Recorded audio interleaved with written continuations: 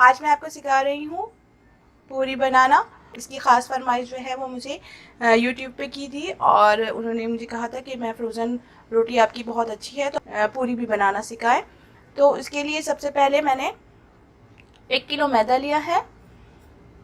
मैदे के साथ गंदम का आटा 1 कप। ये 1 किलो मैदा है तो इसमें 1 कप जो है मैंने इसमें गंदम का आटा ऐड किया है। Salt 1 table spoon, 1 table spoon सूजी। अब इसको अच्छी तरीके से मिक्स करके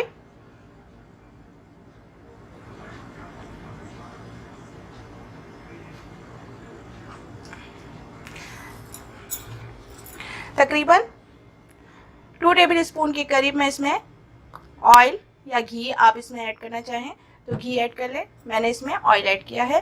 2 टेबल स्पून के करीब मैंने इसमें ऑयल ऐड करा है। अब मैं इसको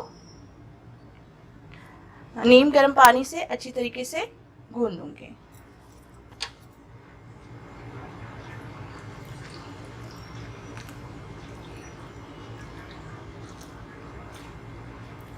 गंदम का आटा ऐड करने से ये होता है कि ये पूरी जो है बहुत सॉफ्ट बनती है, कड़क कड़क नहीं होती और बाद में भी नरम रहती है। अगर आप इसको बना के रखेंगे तो ये कड़क नहीं रहेगी। पानी लगाकर इसके बाद आप इसको अच्छी तरीके से गूंद लें। हाथों में आप पानी लगाकर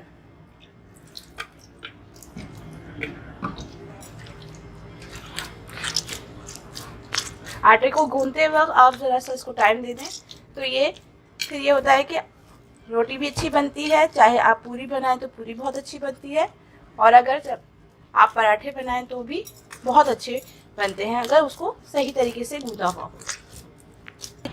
जब आटा गूंद जाता है अच्छी तरीके से तो ये बर्तन पर नहीं चिपकता। ये देखें, अब ये चिपक रहा नहीं है। जब हम शुरू में इसको अंदर पानी डालते हैं तो ये चिपकता है, लेकिन जब अच्छी तरीके से गूंद जाता है तो चिपकता नहीं है। इसका मतलब है ये आटा आपका रेडी हो गया है। अब इसके ऊपर तकरीबन मैं 2 टेबल स्पून के करीब ऑयल अच्छे से लगाकर इसको 15 से 20 मिनट के लिए रख दूंगी। फिर इसके बाद मैं इसकी पूरियों का बनाऊंगी। हम 15 से 20 मिनट हो गए हैं और आटा जो है अच्छी तरीके से राइस हो गया है। ये देखिए इतना सॉफ्ट हो रहा है। अब मैं इसमें इतनी, या आप अगर बड़ी पूरी बनाना चाहें तो आप बड़ी बना लें, मैं छोटी पूरी बनाऊंगी।